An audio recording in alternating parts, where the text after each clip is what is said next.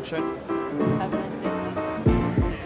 One of my classmates told me that it is one of the biggest hackathons in all of Europe. I can definitely feel a certain energy. There is definitely a lot of excitement. I really liked it here. Welcome Start Hackers to StartHack. Hackathon is a very scientific method because it forces you to really quickly go deep into a specific topic. It's a 36-hour innovation sprint where we have 550 to 600 hackers and 9 case partners. I'm actually interested in most of them. That's the hard part, I guess.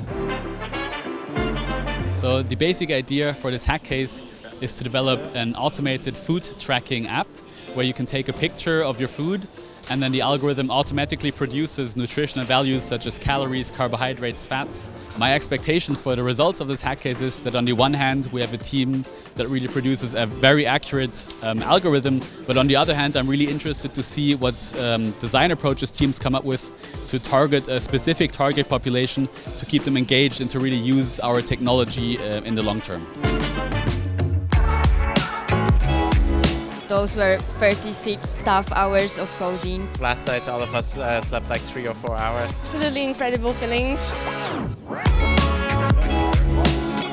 The Unisan Garden Challenge really spoke to us because nutrition is such a big thing in the world. I really appreciated the entrepreneurial approach of a very technical case because it's a combination of science and fun. That is the team LST with their project Grocerly.